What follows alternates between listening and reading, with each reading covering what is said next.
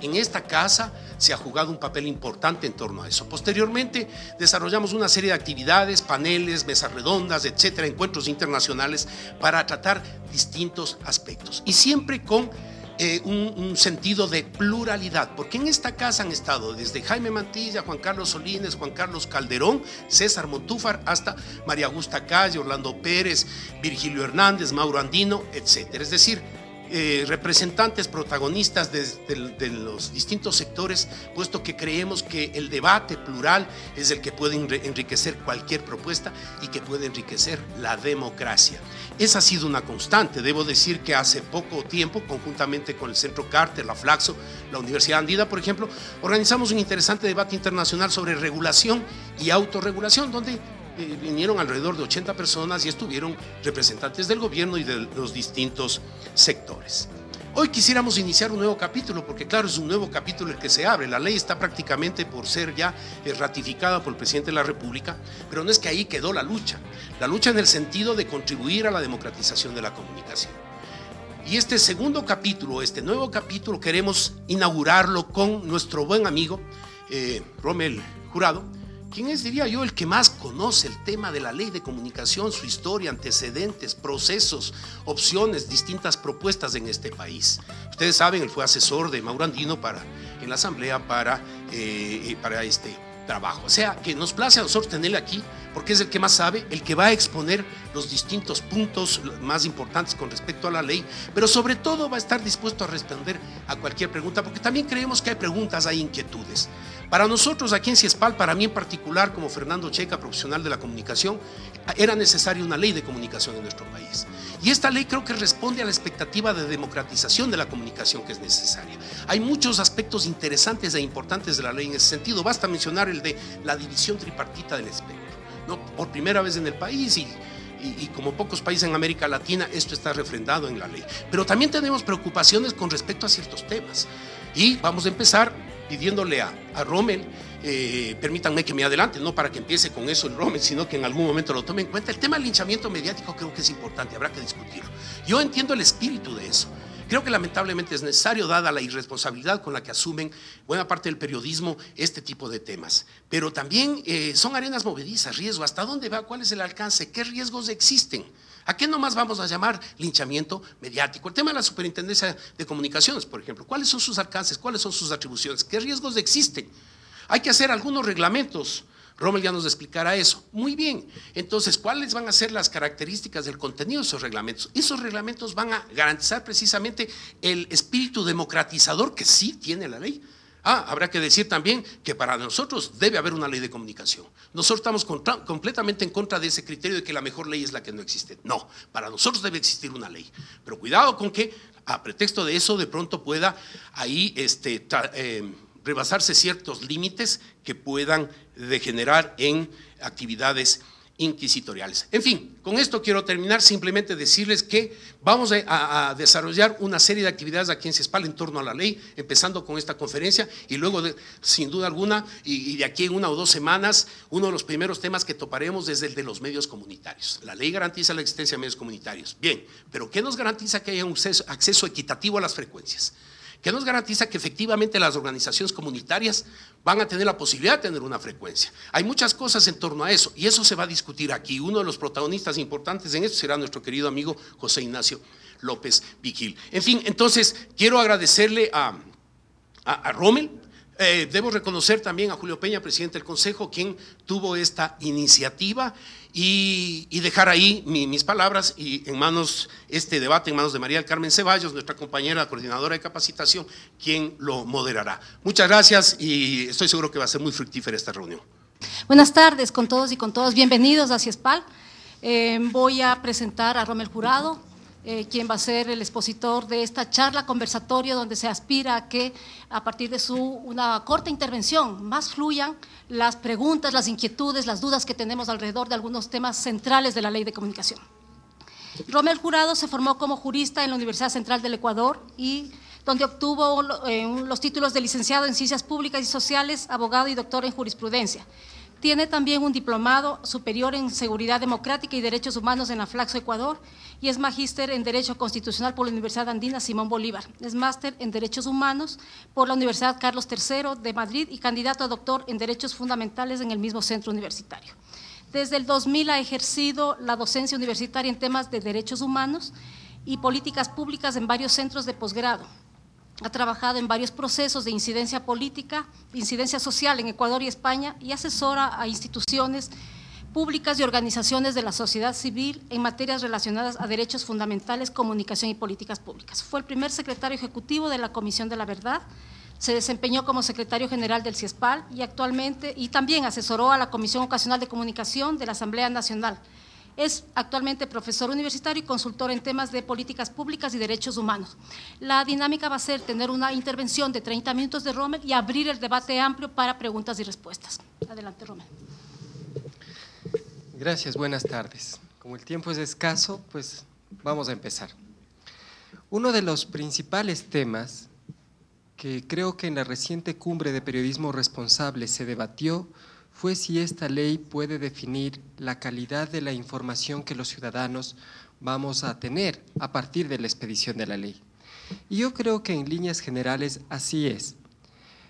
Voy a partir del artículo 71, que tiene por título Responsabilidades comunes, para decir que la comunicación es un derecho constitucional, y que para que este derecho pueda ser ejercido cotidianamente por las personas, es preciso que existan una serie de bienes y servicios públicos que concreten el ejercicio de este derecho para las personas de forma cotidiana. Igual que sucede con muchos otros derechos. Piense usted en el derecho a la educación. El derecho a la educación es eso, un derecho constitucionalmente establecido, que tiene una ley que regula las condiciones de ejercicio de ese derecho, que tiene una institucionalidad, que es el Ministerio de Educación, que establece las políticas públicas y los servicios públicos de educación. Y algunos de esos servicios son prestados por operadores estatales y en otros casos por operadores privados o operadores comunitarios, me refiero a las de las comunidades religiosas. Pues exactamente lo mismo sucede en el caso del derecho a la comunicación. Es un derecho constitucionalmente reconocido que ahora tiene una ley que establece las condiciones de ejercicio del derecho. Esta ley crea una institucionalidad que a su vez tendrá que elaborar las políticas públicas y la reglamentación para la aplicación del derecho y por supuesto hay servicios públicos que ya están operando. Uno de esos servicios públicos que ya está operando es la comunicación que se realiza a través de los medios de comunicación. Pero la comunicación, así como la educación no se agota en la escuela, la comunicación tampoco se agota en los medios de comunicación. Hay muchas otras posibilidades, hay muchos otros servicios o actividades de comunicación. Bien, esto solamente para clarificar los equívocos que ha habido alrededor del tema de creer que decir que la comunicación o hay servicios públicos de comunicación equivale a decir que no hay derecho, para aclarar ese equívoco, para decir, hay derecho, pero para que el derecho sea posible es necesario que haya servicios que hagan accesible este derecho a todos los ciudadanos cotidianamente. Luego decir que este servicio público o la gestión de este servicio público que se hace a través de los medios de comunicación tiene unas características, que son las características que les dan a los ciudadanos las pautas de exigibilidad respecto de la comunicación. Es el artículo 71, lo voy a leer uno por uno. La primera dice, respetar los derechos humanos y promover su plena aplicabilidad.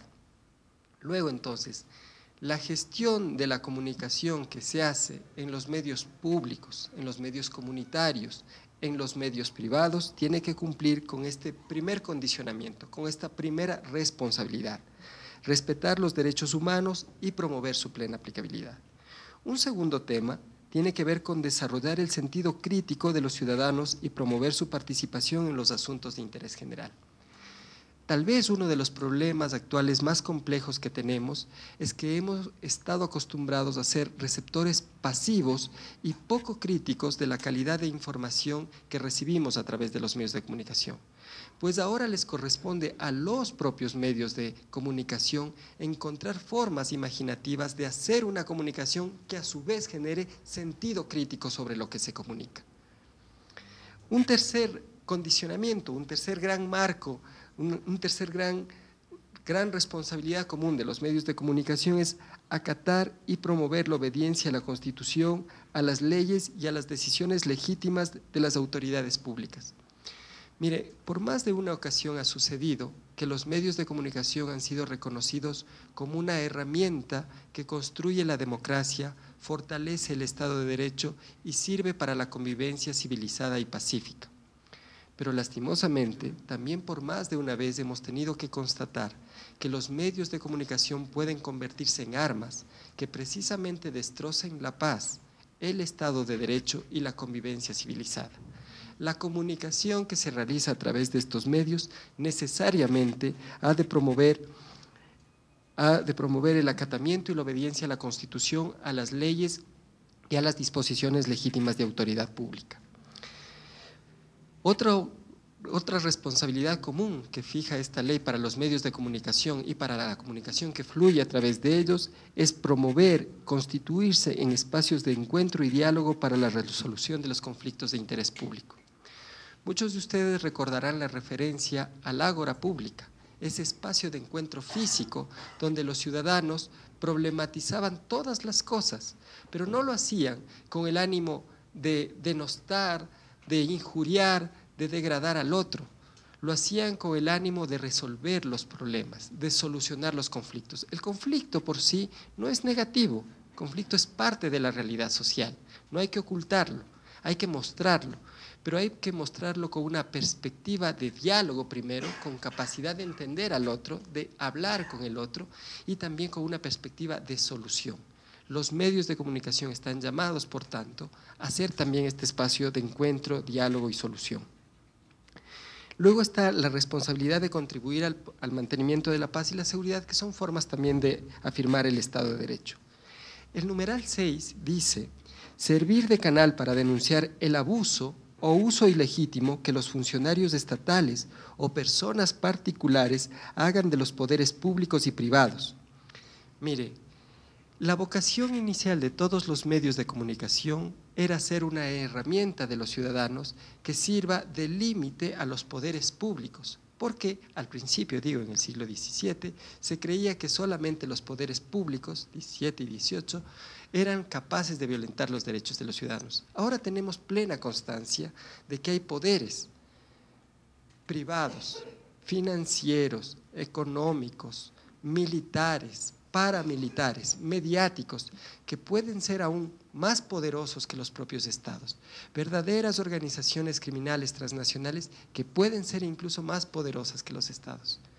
Pues bien, también los poderes privados pueden vulnerar los derechos de los ciudadanos y en ese sentido los medios de comunicación deben recuperar ese sentido anterior, originario, que les manda denunciar el abuso del poder público, pero también denunciar el abuso de los poderes privados. El numeral 8 dice promover el diálogo, el numeral 7 dice impedir la difusión de publicidad engañosa, discriminatoria, sexista, racista, que atente contra los derechos humanos de las personas. Usted recuerda que el numeral 1 decía hay que respetar los derechos humanos y promover su aplicabilidad. Cuando el numeral 1 tiene que ver con los contenidos que se producen y se difunden a través de los medios de comunicación, es claro que estos contenidos tienen que cumplir con ese respeto y esa promoción de los derechos fundamentales. Pero muchos han creído que la publicidad tiene alguna especie de excepción especial, para no dejar dudas de que todos, absolutamente todos los contenidos deben orientarse al respeto de los derechos fundamentales, por lo menos no vulnerar estos derechos fundamentales. Explícitamente esta ley prohíbe que circule publicidad engañosa, discriminatoria, sexista, racista o que atente contra los derechos humanos de las personas. Y ese creo que es un salto cualitativo. Alguien decía que la publicidad, nos guste o no, constituye un mecanismo tremendamente poderoso de generar hábitos y de instalar ideas en las cabezas de las personas, incluso instalar valores. Cuando tengamos publicidad que al menos respete estos derechos fundamentales, creo que vamos a poder producir, aunque sean productos comerciales o no comerciales, formas distintas de entender incluso el propio consumo en relación a lo que son las personas y sus derechos. El numeral 9 habla de promover la integración política, económica y cultural de los ciudadanos, los pueblos y los colectivos humanos. La integración pasa por la visibilidad. Hay otras disposiciones que hablan de la democratización de la comunicación, del uso de lenguas ancestrales en la comunicación, de una cuota de pantalla para la producción hecha sobre las realidades culturales de los pueblos ancestrales. Pero todos los medios de comunicación tienen el deber de producir espacios de encuentro e integración intercultural. Mire, usted me ve, yo soy café, soy cobrizo, mi pelo es negro, yo soy indio y me gusta ser indio, pero hasta hace poco no me veía en los medios de comunicación. Todos eran altos, rubios y estupendos. Hay un deber y de integración, de producción de identidad colectiva. No digo que esté mal que los rubios altos y estupendos estén en la televisión, lo que está mal es que estén solo ellos. Hay un deber de integración, una responsabilidad de integración política, económica, cultural, que los medios están llamados a realizar porque son el espacio de encuentro de todos. Y finalmente, propender a la educomunicación. Mire, ya desde hace mucho tiempo era claro que las modernas tecnologías de comunicación e información, incluyendo la radio y la televisión, podían hacer saltos cualitativos en los avances educativos y tecnológicos, con los impactos que eso tiene para la productividad de las naciones, para la producción de las naciones, para el desarrollo integral de los seres humanos. Pero ha sido dispendioso, por no decir mal usado, el espacio que los medios de comunicación han destinado a la educomunicación. Es momento de lograr que la educomunicación sea un puntal de todos los medios de comunicación. Hay una responsabilidad social ahí. Hay otros aspectos que la ley regula con más especificidad sobre los contenidos, pero este artículo es supremamente importante porque da un modelo de cómo la comunicación debe fluir en un Estado democrático, en un Estado de derecho, en un Estado respetuoso de los derechos humanos, en el cual la comunicación, sus medios y tecnologías se ponen al servicio de las personas para lograr un desarrollo mayor para sus vidas cotidianas, pero también para la profundización de la democracia. Hay otros dos aspectos importantes donde hay regulación específica de la información en tanto contenido. El uno tiene que ver con la información discriminatoria y el otro tiene que ver con los contenidos violentos y explícitamente sexuales. Mire, aprovechando esto de confesarme indio, pues si me dice, oye, qué lindo indio que eres, pues yo no me resiento, me gusta que me llamen indio, me gusta. Pero si me llaman indio de mierda para intentar subordinarme, para intentar descalificarme, esto es un acto de discriminación. La discriminación por sí misma es lesiva a la dignidad de las personas, destruye los derechos de las personas, busca aminorarlos en su dignidad.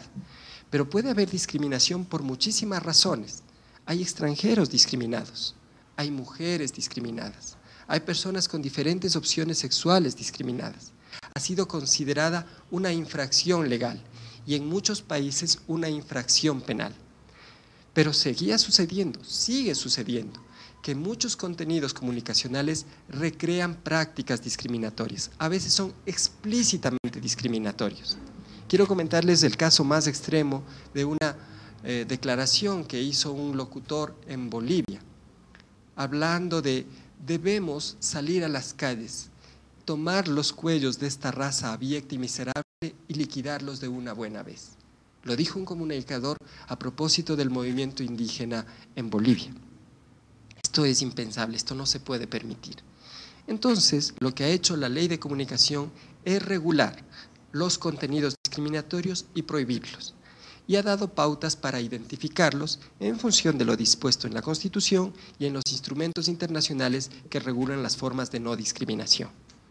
Por otra parte, hay contenidos violentos y explícitamente sexuales. ¿Se podían prohibir? Yo creo que no se podían prohibir. Mire, al que le guste ver Rambo o al que le guste ver Tesis, no sé si alguien ha visto esa película que es muy fuerte, y que sea una persona adulta, o al que le guste ver pornografía de adultos, por supuesto, o sexo explícito, y sea una persona adulta, pues que lo haga.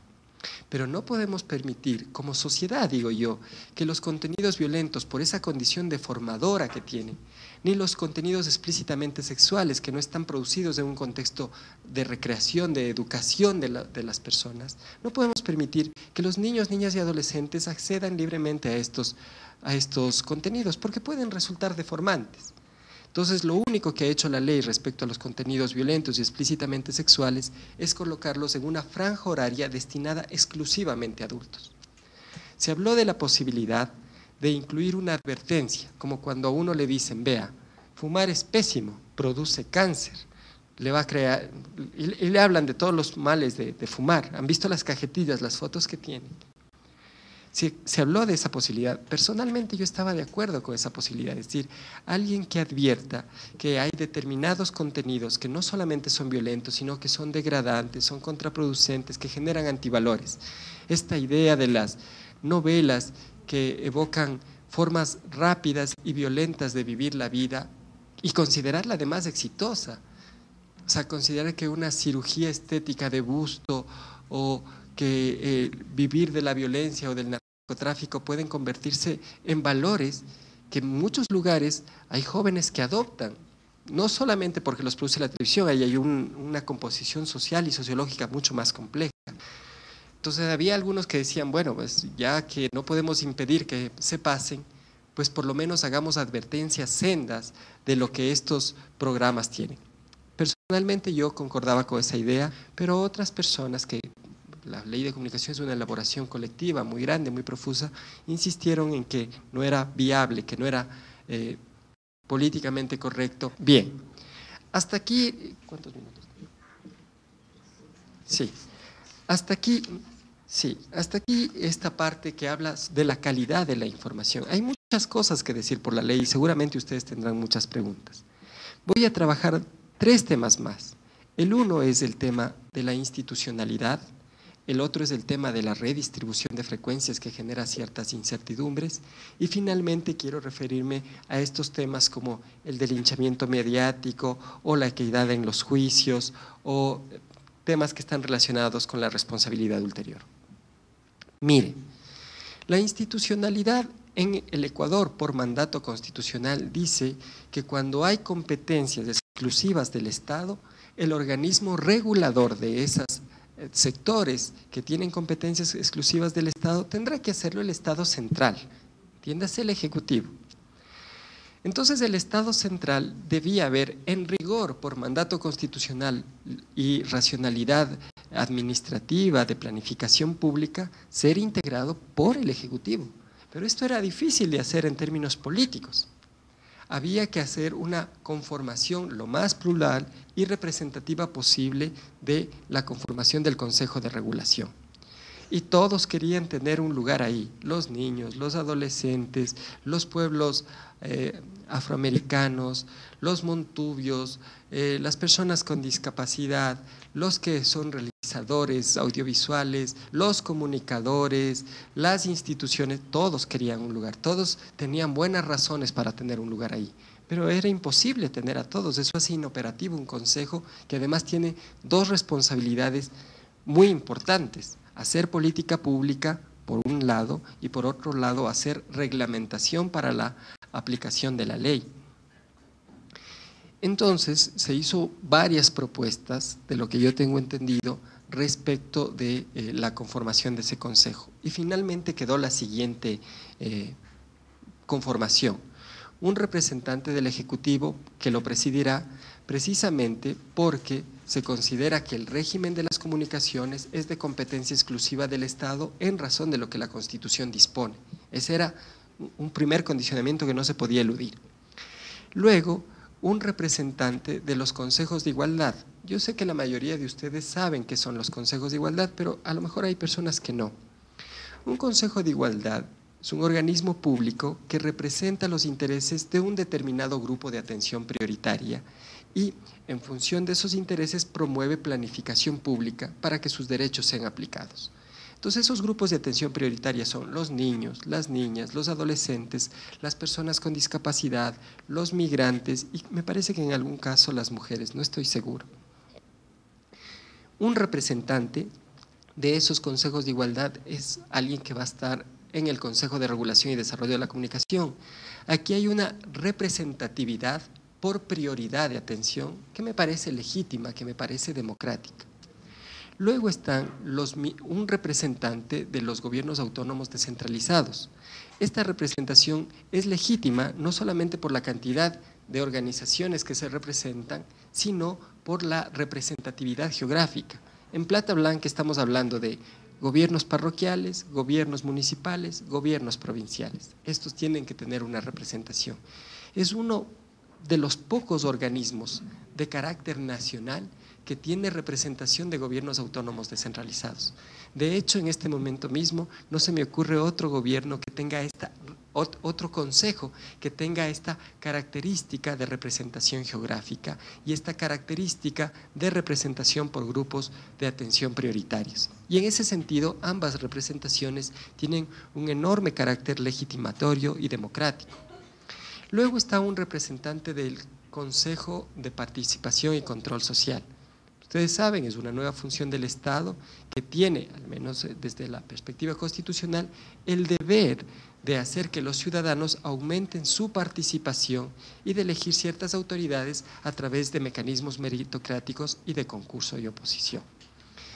Finalmente está un representante del Defensor del Pueblo, en tanto es el funcionario estatal encargado de hacer que, sobre todo, los propios funcionarios del Estado en sus decisiones administrativas respeten los derechos de los ciudadanos. Esa es la esencia de la Defensoría del Pueblo. Es un poder estatal que limita los propios poderes estatales en favor del ejercicio de los derechos de los ciudadanos. Estos son los representantes que conforman el Consejo de Regulación y Desarrollo de la Comunicación. Inicialmente, el Consejo de Regulación y Desarrollo de la Comunicación tenía 3 grandes competencias, muchas atribuciones. Vayan, ustedes vean la ley, hay muchas, creo que son 14, no me acuerdo.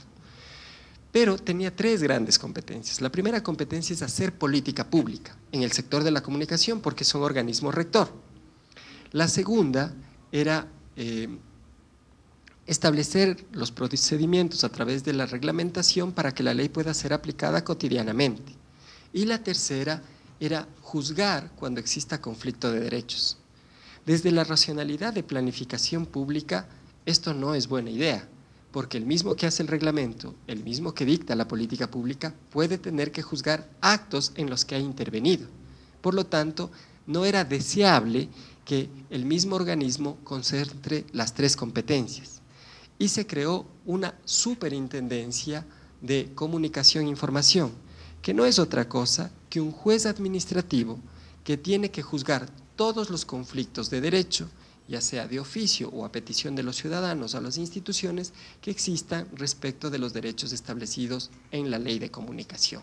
Entonces se tiene un tercero que no es parte del organismo regulador. Como ustedes saben, las superintendencias son parte de la función de control social y transparencia. Bien, creo que esto de la institucionalidad, espero que les haya dejado claro la conformación y la diferencia de competencias. A veces me preguntan cómo se elige un superintendente. Eso no está definido en la ley de comunicación, está definido en la Constitución de la República y vale para este superintendente o para cualquier otro superintendente. La superintendencia es parte de la función de control social y transparencia y se elige de entre una terna presentada por el presidente de la República al Consejo, y este Consejo a su vez califica por méritos a quien nombrará finalmente como superintendente. Tiene un plazo definido de actuación en la ley, que me parece que son 6 años, y así es como se va a elegir esta autoridad. Finalmente quiero referirme al corazón de esta propuesta de la ley de comunicación. Mire, no había manera de democratizar la palabra, no había manera de diversificar y pluralizar las voces si no se redistribuían las frecuencias del espectro radioeléctrico. Pero esta redistribución no va a afectar los derechos legítimamente adquiridos por los concesionarios. De hecho, todas las concesiones de radio y televisión van a respetarse hasta que fenezcan, es decir, hasta que expire el plazo del contrato. Este es un primer dato importante. El que ha adquirido legítimamente derechos de concesión no tiene por qué preocuparse. Sin embargo, como ustedes también saben, la Comisión Auditora de Frecuencias encontró que había más de 530 frecuencias de radio y televisión que fueron obtenidas de manera ilegal o al menos irregular, ilegítima, y denunció esto. Estas personas que obtuvieron frecuencias de manera ilegal y ilegítima tienen que devolver al Estado. Nadie puede quedarse con el producto de lo robado, nadie puede quedarse con el producto de lo que obtiene ilegítimamente. Tiene que devolverse a su justo dueño. Y el justo dueño de estas frecuencias somos todos y todas las ecuatorianas. Y por lo tanto, tienen que devolverse a la administración del Estado. Este gran capital, llamémoslo de espectro radioeléctrico, será la base inicial de la redistribución. Porque efectivamente casi un tercio de las frecuencias han sido mal obtenidas. Y al ser revertidas al Estado hay un gran recurso disponible para ser revertido. Bien, para ser redistribuido. Otra forma de lograr la redistribución tiene que ver precisamente con lo que se ha dicho. Cuando el plazo de concesión termina y la Autoridad de Telecomunicaciones fije el número de frecuencias para cada sector público, privado y comunitario, pues dirá, esta nueva frecuencia ha quedado vacante, como la propia ley manda que prioritariamente se le dé frecuencia a los comunitarios, entrará a concurso para el sector comunitario. Finalmente, los actores privados tienen también el derecho de tener frecuencias, respetando los porcentajes del sector público y del sector privado.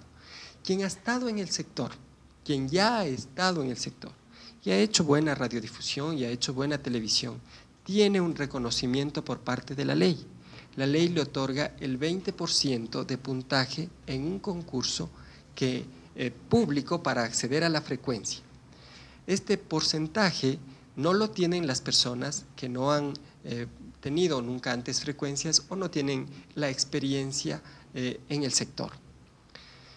Otra forma o otro mecanismo enormemente importante, y eso aliviana las preocupaciones de muchos, es que ya está en marcha la digitalización de la televisión y posiblemente en pocos años emprenderemos la digitalización de la radio. ¿Qué significa esto? Donde ahora funciona una frecuencia, un ancho de banda de este tamaño, donde solamente funciona una frecuencia y usted puede ver una sola señal de televisión, pueden funcionar en lo futuro 4 frecuencias independientes, 4 señales independientes. Por lo tanto, vamos a multiplicar por 4 los canales de radio y de televisión, al menos por 4. Muy bien, esto que se llama dividendo digital, según la ley de comunicación, va a ser administrado por el Estado. Y eso significa que tenemos ahí una enorme disponibilidad de nuevas frecuencias que pueden poner equilibrio sin que nadie se sienta perjudicado en la redistribución de estas frecuencias. Hay más para todos, no más para los mismos, hay más para todos. Y este es un cambio sustancial. Creo, les decía yo, que este es el corazón de la ley, porque democratizando la estructura de propiedad, la estructura de acceso a los medios de comunicación y a sus tecnologías, la diversidad de voces, la diversidad de perspectivas es posible. Hay que cuidar que este proceso de democratización en la estructura de propiedad se cumpla en función del mérito. ¿A qué me refiero yo? Mal estuvo que en el pasado las frecuencias de radio y televisión se distribuyan discrecionalmente. Eso nos hemos quejado, lo hemos juzgado, no queremos eso. No permitamos que eso tampoco suceda en el futuro. Que la asignación de las frecuencias se haga cumpliendo lo que la ley dice. Y lo que la ley dice es concurso público, donde al menos se considerarán 3 grandes temas: sostenibilidad financiera, sostenibilidad técnica y proyecto comunicacional, teniendo el entendido que es el proyecto comunicacional el que definirá finalmente la adjudicación de una frecuencia y teniendo también por mandato de la ley clarísimo que es el Consejo de Regulación y Desarrollo de la Comunicación el que emite informe vinculante para la adjudicación de la frecuencia. Es decir, gracias, lo que tenemos aquí es una serie de mecanismos y procedimientos que nos garantizan redistribución, reversión para redistribución, dividendo digital para redistribución y mecanismos transparentes de adjudicación de frecuencias. Eso dice la ley. Hagamos, los ciudadanos, los periodistas, los medios de comunicación, las autoridades, los profesores, todos, fuerza, causa común para que esta normativa sea aplicada en esa dirección, con esa claridad, con esa transparencia. Finalmente, pues voy a referirme a estos, digamos, artículos que tienen que ver con derechos específicos. Miren, quiero empezar por el artículo 17. Todas las personas tienen derecho a expresarse y opinar libremente de cualquier forma y por cualquier medio y serán responsables por sus expresiones de acuerdo a la ley. Siempre que oigo a los detractores de la ley hablar de que esta ley es mordaza o algo por el estilo, les pregunto, díganme en qué disposición dice eso. Les invito a leer la totalidad de la ley, sin explicadores, sin intermediarios, lo que la ley dice.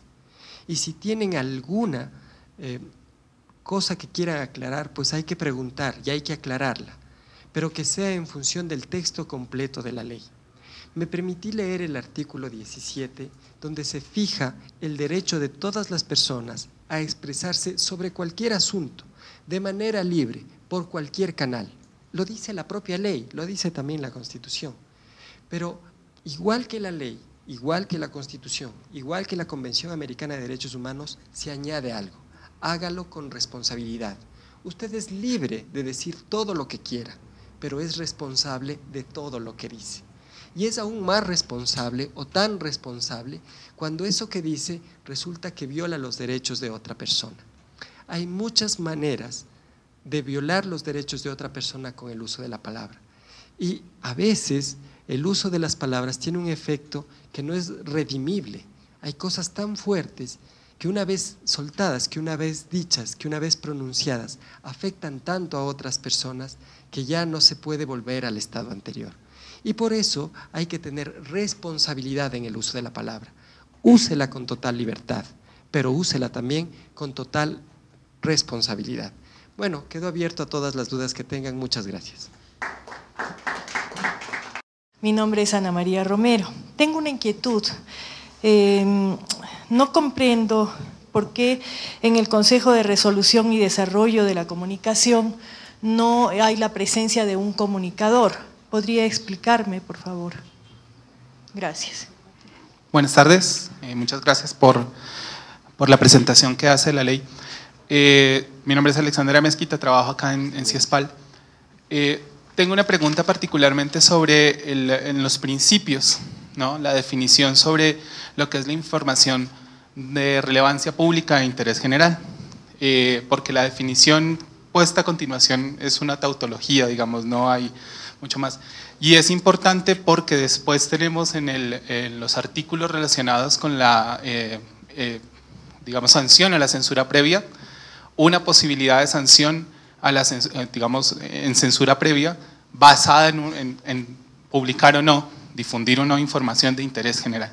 Entonces me gustaría una claridad, digamos, de la interpretación jurídica de este concepto de información de interés general, porque puede ser también objeto, digamos, de una sanción por censura previa. Sí, una buena tarde con todos los presentes. Mi pregunta es en torno a la redistribución de frecuencias. Usted mencionó mencionó a la Comisión Auditora de Frecuencias. Al respecto, ¿el informe de esa Comisión Auditora va a ser vinculante con los resultados y con las acciones que se van a tomar posteriormente? Esa es mi pregunta. Gracias. Buenas tardes. Gracias, María del Carmen, y un gusto volver a verle, Rommel. Yo quiero hacer una aclaración necesaria porque hay mucha polarización acá, ya ha pasado. Yo no estoy ni a favor ni en contra de Correa. Sí, contrariamente a lo que dijo Checa, para mí no hay mejor ley que la que no existe, digo, porque todos somos grandes y trabajamos con responsabilidad. Pero a propósito de la distribución de frecuencias, Digo, y como usted reivindicó el tema de que fue discriminado y se siente orgulloso de ser indio, cosa que me parece muy bien, y yo también por ser griego indígena o griego charrúa, digo, ¿no es discriminatorio entregar frecuencias a una comunidad indígena y no a los grupos GLBT, a la tercera edad, a los jóvenes, a los calvos, a los gordos, a los religiosos, a los ateos? Digo, ¿cuál es el criterio? Y lo otro, lo del linchamiento, que me parece que este es el dato más elocuente, digamos. Bueno, linchamiento me parece, digo, por su etimología propia, linchamiento es matar, no sé, destruir a alguien. Podría haber sido exposición excesiva o lo que sea, pero digo, una duda jurídica concretamente si se aplicara la ley. ¿No es un linchamiento jurídico, por ejemplo, lo que hizo la EDEP y Fundamedios publicando concertadamente un editorial en todos los medios al otro día, creo que fue el sábado? ¿Por qué no hay un comunicador? Miren, yo creo que este organismo, que está conformado por representantes del más alto nivel, puede en efecto tener, y los tiene, en el Consejo Consultivo una serie de comunicadores expertos que puedan decirle cómo orientar sus políticas públicas en comunicación. Puede incluso contratar comunicadores que asesoren la producción de la política pública, pero la responsabilidad que tienen, como les he dicho antes, sus dos grandes competencias son hacer política pública y reglamentar la ley para que pueda ser aplicable cotidianamente. Digo, no excluyo que alguno de los representantes del Estado, cualquiera de estos, pueda ser comunicador. Esa posibilidad no está excluida. Nadie dice que, por ejemplo, el representante de los, ¿cómo se llama?, de los consejos de igualdad no pueda ser comunicador, o el representante del Ejecutivo no pueda ser comunicador. Sí, no sé si me explico, no está excluida esa posibilidad. Lo que no está considerado gremialmente es una representación de los comunicadores. Eso no existe. Bien, información de interés general. Miren, ¿ustedes han oído de esta frase, el espíritu del legislador? ¿La han oído antes? Bueno, el espíritu del legislador generalmente se recoge en los debates y generalmente se recoge también en los informes. Lean el informe complementario en relación a esto de información de relevancia pública. Mire, hay un artículo también que escribí que se llama El derecho a la comunicación desde el pensamiento de Jürgen Habermas. Perdón, pero la pregunta merece esta respuesta, que es un poco más teórica. No todos los actos de comunicación tienen la misma pretensión. Por ejemplo, los actos de comunicación científicos tienen la pretensión de demostrar. Los actos de comunicación del derecho o de la lógica tienen la pretensión de probar la corrección formal en su estructuración. Yo puedo decir una mentira, pero la puedo decir lógicamente. A la lógica no le importa la verdad o la falsedad de los hechos, lo que le importa es la corrección formal del razonamiento. A la ciencia sí que le importa la verdad o falsedad de la afirmación, pero sobre todo su demostrabilidad. ¿Cuál es la pretensión del periodismo? La credibilidad. La credibilidad es la pretensión de sentido del periodismo, porque en función de esa información, si la creo, tomo un montón de decisiones, tanto en el ámbito de lo público cuanto en el ámbito de lo privado. Pero toda la información que se transmite a través de los medios tiene la pretensión de credibilidad. No. Hay información que se transmite a través de los medios de información que no nos hace un pedido de créame. Por ejemplo, la información de entretenimiento. ¿Sí me explico? Pero hay un cierto grupo de informaciones que nos hacen una demanda de credibilidad. Créame, esa es la pretensión. Le doy esta información para que crea en ella y con base en ella tome decisiones. ¿Sí me explico? Por lo tanto, la información de relevancia pública es primero aquella, alguien hablaba de tautología, aquella que tiene que ver con los asuntos públicos, donde se define cuáles son los asuntos públicos y cuál es la información pública, en la Ley de Acceso y Transparencia a la Información Pública. ¿Qué es información pública? Toda aquella información producida por el Estado, con recursos del Estado, por las personas que son concesionarios o delegatarios del Estado, o aquella que es producida con fondos de la cooperación internacional. Esa es información pública y de acceso público. Todos los asuntos públicos, que son las competencias estatales establecidas en la ley, todas las actuaciones sobre esos asuntos públicos definidos en la ley por parte de autoridades públicas son asuntos públicos, son información de relevancia pública. Bien, hay cosas que son importantes para la vida de los ciudadanos, pero no son producidas ni en la esfera de lo público, ni por autoridades públicas, ni con dineros públicos. Piense usted en Chevron. Bueno, Chevron era de alguna manera contratista del Estado, pero supongamos que hubiera una empresa que sin pedirle autorización al Estado puede explotar algún recurso natural, mineral, petróleo o otro tipo de recurso, pero que esa explotación tiene efectivamente unas consecuencias enormes para las personas. O piense usted en el caso del sistema financiero. Un banco puede literalmente destrozar, si es que cae en crisis, el sistema financiero de un país, ¿sí o no?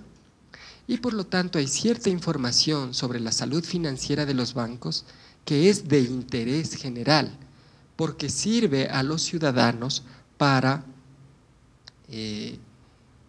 tomar decisiones de relevancia en sus vidas privadas, pero también en sus actuaciones públicas. Entonces, la información de relevancia pública no puede ser contextualizada con esta amplitud que les he explicado dentro de la ley, y solamente podía ser una referencia a los asuntos de interés público, que a su vez implica una remisión a la LOTAID y a los asuntos de interés general. Esta argumentación que acabo de hacerle está en el informe complementario que se presentó a la Asamblea Nacional sobre el concepto de relevancia pública, pero no era posible. Hay cosas que son posibles, hay cosas que la ley puede hacer y hay cosas que no. No era posible trasladar esta complejidad conceptual en la definición de la ley, porque la ley manda, prohíbe o permite, también declara, también hace declaraciones, dice esto es derecho, pero sobre todo manda, prohíbe o permite. La ley generalmente, y así debe ser, los juristas están de acuerdo con esto, no explica los conceptos, no desarrolla los conceptos salvo que sean condiciones específicas para el cumplimiento del derecho. Puede ser, y ojalá así sea, que alguno de ustedes tenga la capacidad de desarrollar un concepto de información de relevancia pública corto y preciso que pueda ser integrado en la ley y que simplifique el conocimiento de ese concepto para los ciudadanos y los aplicadores de la ley. Mientras tanto, todo lo que tenemos es el enunciado de la ley y la explicación que consta en el informe complementario que puede ser orientadora de la aplicación del derecho. Bien. Es discriminatorio, decían, la entrega de frecuencia solamente a personas indígenas. ¿Usted tiene la definición de medios de comunicación? ¿Sabe cuál es el artículo? Medios de comunicación comunitarios. Ya le voy a leer. Deme un segundito. ¿Alguien tiene a mano el artículo? Voy a buscarlo en el índice porque no me sé todos de memoria. Está en el artículo 85.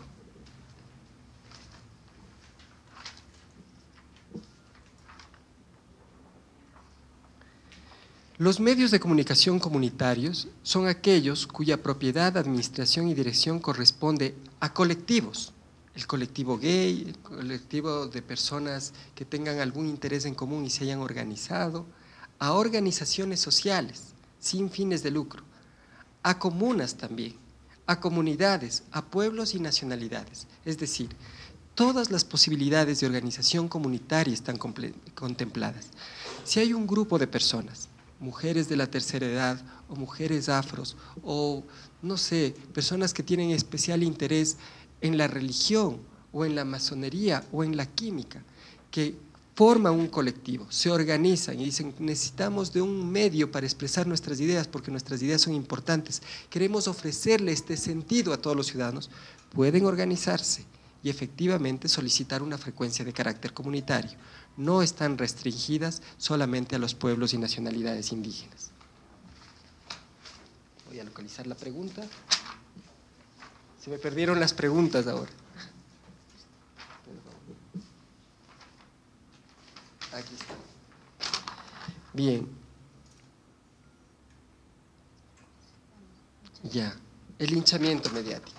El artículo que regula esto, me parece que es el artículo 26 de la ley. Sí, 26. ¿Alguien podría leerlo? ¿Alguien tiene la ley? Muy bien. ¿Podría usted leer la ley, por favor? Dice, queda prohibida la difusión de información que de manera... Queda prohibida la difusión de información que de manera directa o a través de terceros sea reproducida o sea producida, de forma concertada y publicada reiterativamente a través de uno o más medios de comunicación con el propósito de desprestigiar a una persona natural o jurídica o reducir su credibilidad pública.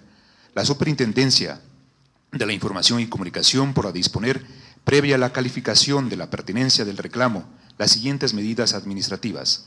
Primera, la disculpa pública de la o las personas que produjeron y difundieron la información.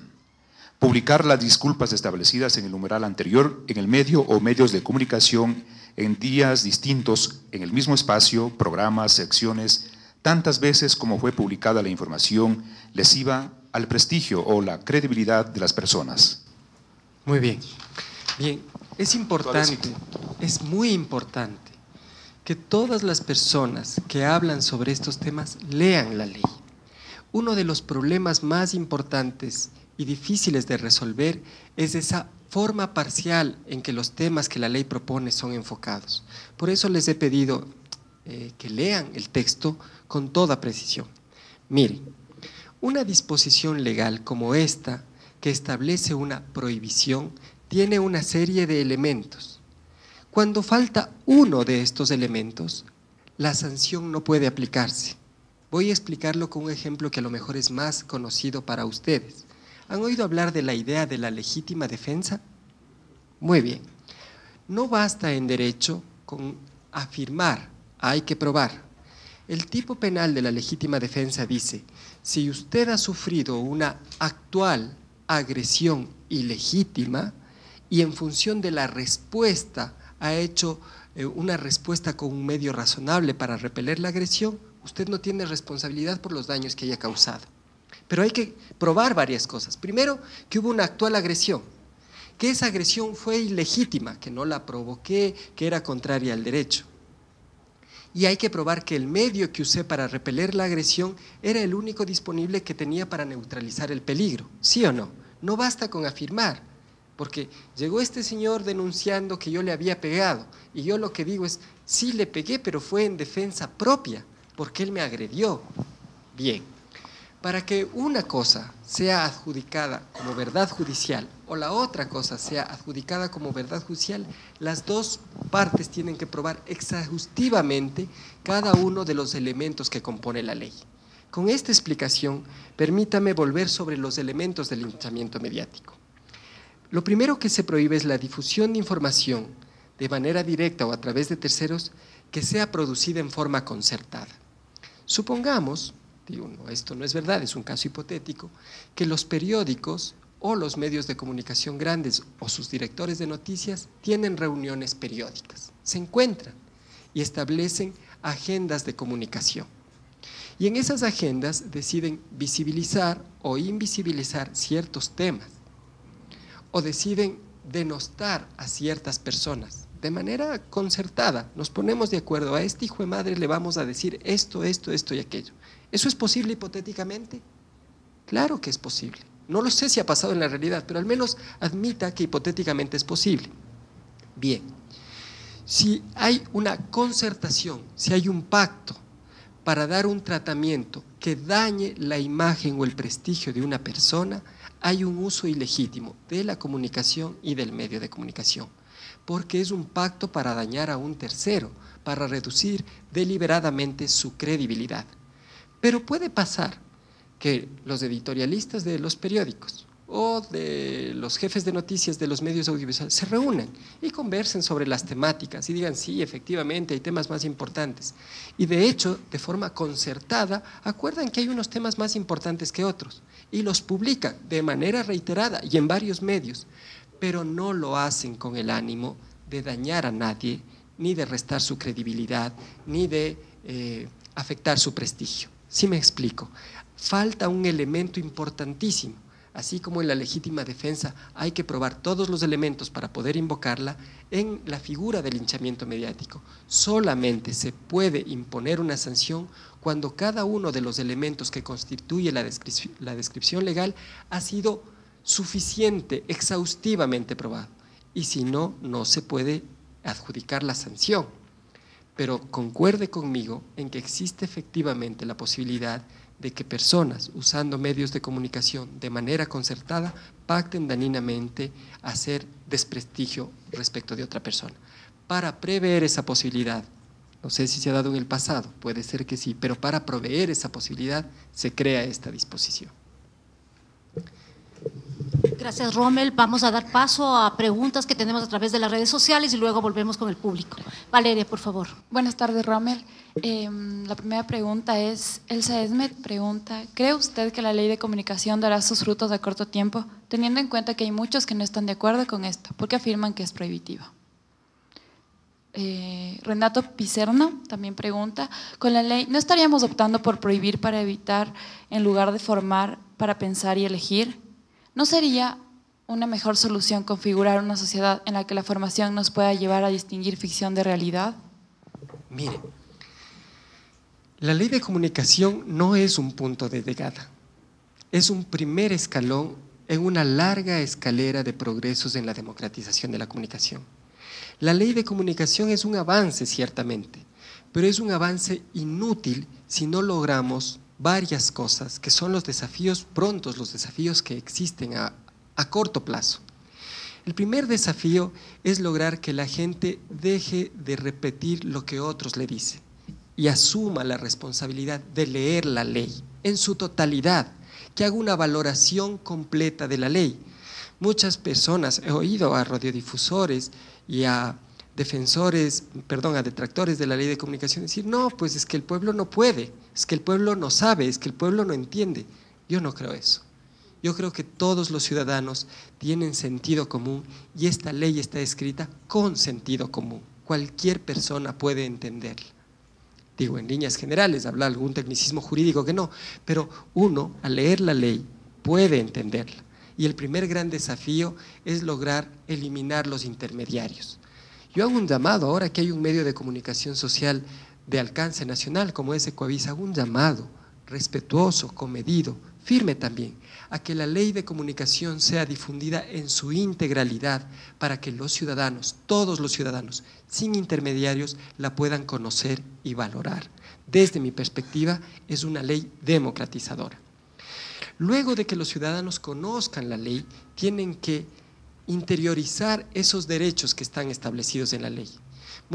Cuando se lanzó la ley para defender a las mujeres de la violencia, muchas mujeres conocían ya los alcances de la ley, pero pasó bastante tiempo y todavía no ha terminado el proceso en que las mujeres interioricen esos derechos y denuncien a los maltratantes. Es más allá de conocer, es interiorizar.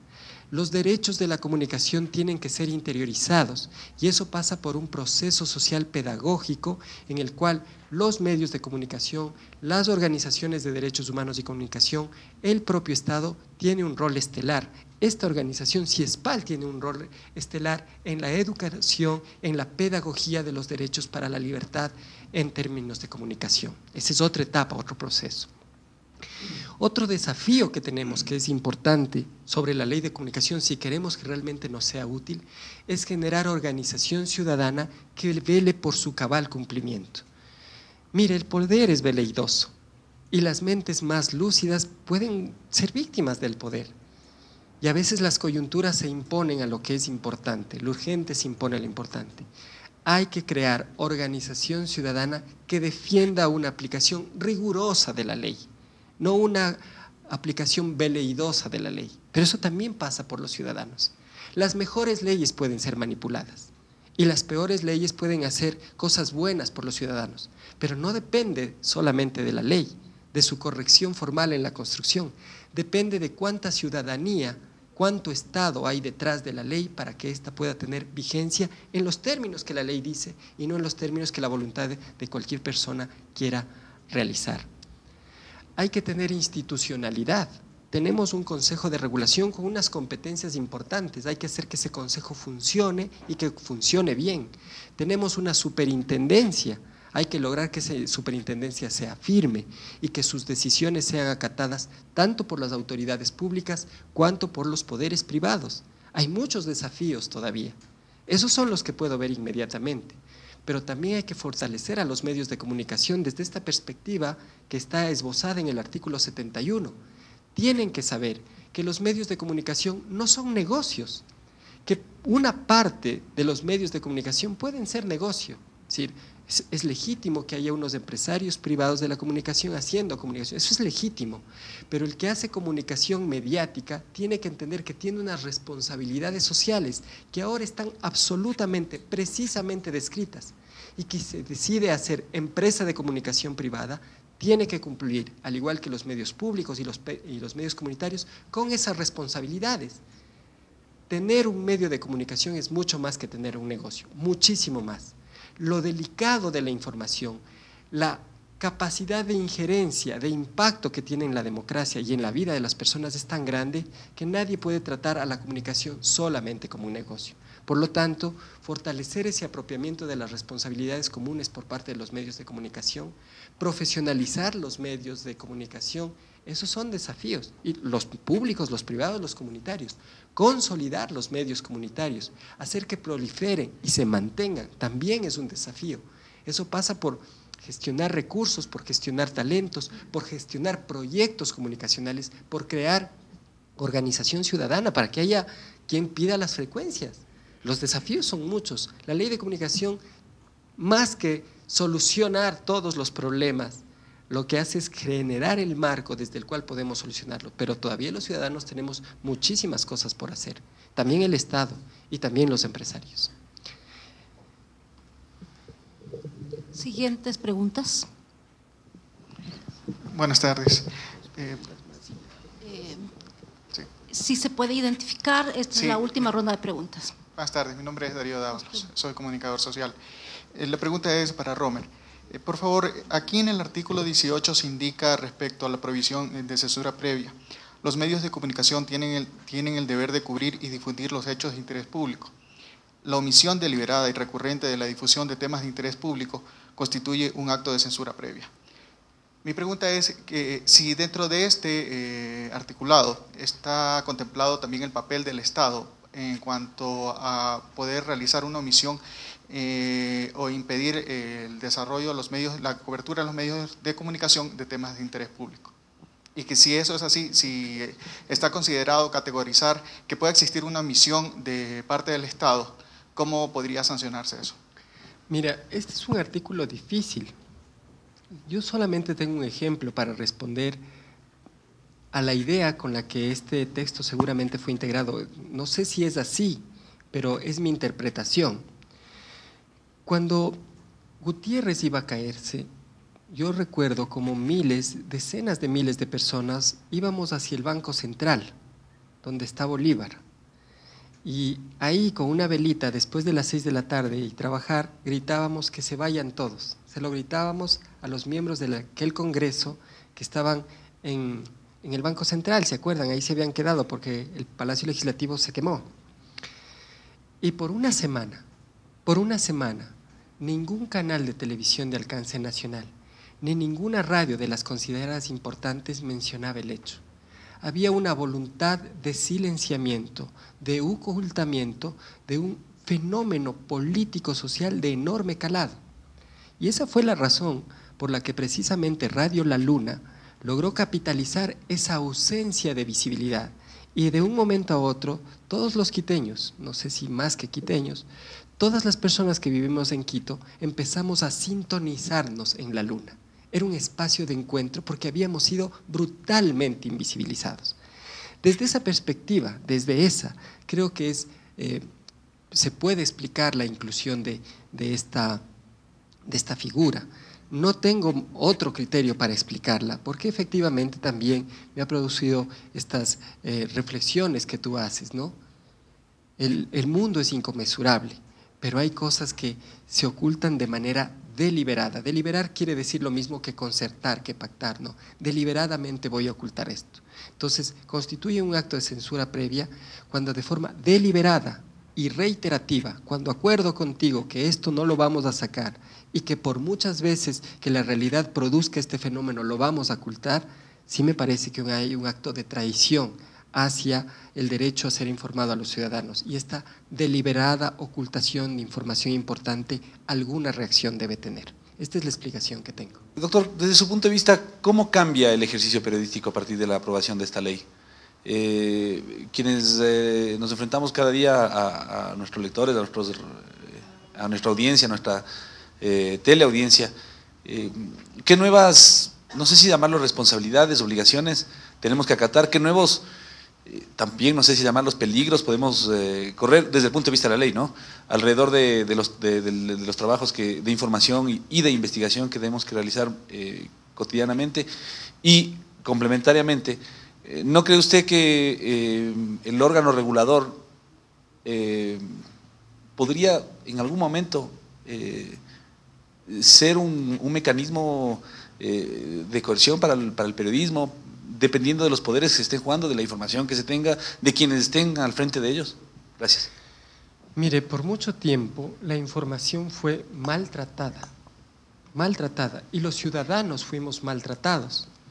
Casi cualquier persona podía hacer casi cualquier cosa en los medios de comunicación con una autoridad incontestable. Él mismo era incontestable y las afirmaciones que hacían eran incontestables. Pero esto no era racional, no es un tratamiento racional de la información. La ley, ya lo dije en el artículo 71, les impone a los medios de comunicación unas calidades, unas condiciones para el servicio. El que haga ahora medios de comunicación tiene que revisar la ley y preguntarse, ¿lo que yo estoy haciendo satisface las condiciones de calidad que la ley me está pidiendo? Fíjese en el artículo 71, o no las cumple, porque si no las cumple tendré que trabajar profesionalmente para que las cumpla. Ese es un gran desafío inicial que tienen los comunicadores sociales.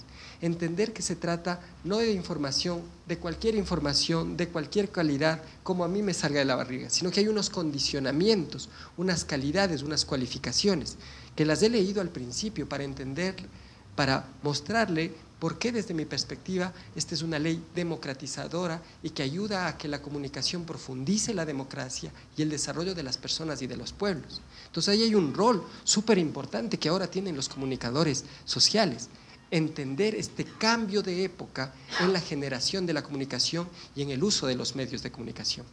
Pero hay cosas más específicas, por ejemplo, sobre la producción de información de relevancia pública. Fíjese usted en el artículo 22. Mire, el otro día estaba con el decano de jurisprudencia, que es de la Católica, que es don Guarderas, ¿cuál es su nombre? Santiago Guarderas. En un encuentro súper caballeroso además, muy bien, nos encontramos y conversamos sobre esto. Y él me decía, estas condiciones que se establecen en este artículo, que son verificación, contrastación, precisión, contextualización, son contrarias a la Convención Americana. Eso no es verdad, es falso. Lea usted la Convención Americana y en ninguna parte de la Convención dice que estas condiciones que se establecen aquí son contrarias a la Convención. Lea usted la Convención todas las veces que quiera. Una convención o un tratado internacional es un acuerdo que firman los estados en función del cual se obligan. Lo que existe es una declaración de principios de la libertad de expresión firmada, me parece que por 5 o 6 personas, que son los comisionados de la CID, la Comisión Interamericana de Derechos Humanos. Y a ellos les pareció que era bueno establecer unos principios. Y está bueno que lo crean, pero esos principios no forman parte de la convención ni tienen efecto vinculante porque los estados no lo han suscrito. Entonces hay que decir las cosas con precisión. Bien, volviendo al texto de la ley. ¿Alguien tiene el texto de la ley que me pueda ayudar con el artículo 22? Y que le pasen un micrófono, por favor, para que todos le oigan. Artículo 22. Derecho a recibir información de relevancia pública veraz. Todas las personas tienen derecho a que la información de relevancia pública que reciban a través de los medios de comunicación sea verificada, contrastada, precisa y contextualizada. La verificación implica constatar que los hechos difundidos efectivamente hayan sucedido. La contrastación… Parece un momento. Verificar que los hechos… La verificación implica constatar que los hechos difundidos efectivamente hayan sucedido. Si ustedes son periodistas, o algunos de ustedes son periodistas, tendrán más de un ejemplo, y hay un montón de ejemplos históricos, incluso vinculados con la guerra, de noticias que se fabrican. Me acuerdo de la anécdota. Mandan a un dibujante a Cuba a graficar la guerra hace un montón de tiempo. Y este dibujante escribe un cable diciendo, pues no hay guerra, no tengo que graficar, denme permiso para volver. Y su editor le dice, no te preocupes, nosotros vamos a producir la guerra, tú quédate. Sí, vamos a fabricarla, tú quédate. Y hay muchas noticias que se fabrican. Esta, que es información relevante, debe ser verificada. Si usted va a noticiar un hecho, lo mínimo que le podemos pedir a quien tiene esta tarea es que verifique que el hecho haya sucedido, que no haya sido un invento, que no haya sido un rumor. Mire, luego dice la contrastación. La contrastación implica recoger y publicar de forma equilibrada las versiones de las personas involucradas en los hechos narrados, salvo que alguna de ellas se haya negado a proporcionar su visión, de lo cual se dejará constancia en la nota periodística. Yo no puedo entender que una noticia en la que han intervenido 3 personas, hay 3 actores, sea construida exclusivamente a partir de la versión de uno de ellos. Tampoco puedo entender que se recojan las 3 versiones, pero que el énfasis de la narración solamente se ponga en una de las versiones. Lo razonable, creo que concordarán conmigo en eso, es que las 3 versiones sean recogidas y difundidas de manera equitativa en el texto de la noticia, porque lo otro sería inclinar la opinión, inclinar la balanza hacia un lado de forma deliberada. Eso es poco razonable con esta petición de credibilidad que le hacemos a los ciudadanos. Hay que corregir eso y hay que trabajar con una manera responsable respecto de la diversidad de fuentes y de cómo recoger esas versiones que las fuentes nos dan. La precisión implica recoger y publicar con exactitud los datos cuantitativos y cualitativos que se integran en la narración periodística de los hechos. Mire, no es lo mismo que Rommel Jurado deba $1.500 que deba $500.000. Ese solo cambio de palabras hace una idea bastante diferente de mi capacidad de endeudamiento y sobre todo, ¿quién me prestó semejante cantidad de dinero? Solo son 2 palabras, pero en más de una ocasión, de manera, les aseguro, no por error, se ha jugado con la imprecisión en los datos y esto tiene que ser corregido. Luego está el tema de la contextualización, que implica poner en conocimiento de la audiencia los antecedentes sobre los hechos y las personas que forman parte de la narración periodística. Y finalmente, citar la relevancia de las fuentes. Mire, en esta entrevista que yo tuve con el decano Guarderas, se olvidaron de decir 2 cosas. Primero, a él le presentaron como decano de la facultad y a mí me presentaron como profesor. Pero en realidad yo he sido asesor de la Comisión Ocasional de Comunicación y desde esa perspectiva, que es la de un modesto asesor, he tenido alguna participación aquí, pero para efectos de la entrevista eso era relevante. Había algo que me ligaba a la entrevista. Y para efectos de la entrevista también era relevante decir que el señor Guarderas fue candidato social cristiano a asambleísta y que una de sus propuestas estrellas era no aprobar la ley de comunicación. Pero ninguna de las 2 cosas se dijo. Y por lo tanto la gente dice, bueno, son 2 profesores hablando de la ley. No, somos 2 actores. El uno es un actor político y el otro es un asesor. Pero actores al final del proceso de hecho era la ley. Entonces, esta relevancia de la fuente está dada por la conexidad que tiene con el hecho noticiado o el hecho narrado. Todos los periodistas que saben hacer su trabajo me han dicho, pero si esto lo venimos haciendo desde siempre, desde toda la vida. Le digo, sí, algunos, la gran mayoría seguramente, pero hay muchos otros que no. Y qué bueno que esta práctica que ustedes han desarrollado y en la cual son expeditos, ahora pueda volverse una regla general, de manera que los ciudadanos, fíjese bien, no los periodistas, los ciudadanos tengan información de relevancia pública trabajada con calidad. Bien, El derecho a la rectificación procede en relación a estas calidades solamente respecto de alguna de ellas. La verificación, por supuesto, hay que rectificar si no se ha verificado el hecho. La contrastación, por supuesto, hay que rectificar si no se han recogido todas las fuentes. Y también la exactitud. La contextualización y las fuentes no, porque el contexto lo define el que hace la nota. Por un lado, la ley manda decir cuál es, que se debe tener contexto, pero no pone ningún mandato de rectificación por el contexto que se haya puesto. No sé si me explico con claridad. Muy bien, muchas gracias. Muchas gracias a todos. Concluimos aquí y este es el inicio de una serie de actividades académicas para apoyar en esto de la comprensión de la Ley Orgánica de Comunicación en el país. Muchas gracias a todos, gracias al equipo de CIESPAL.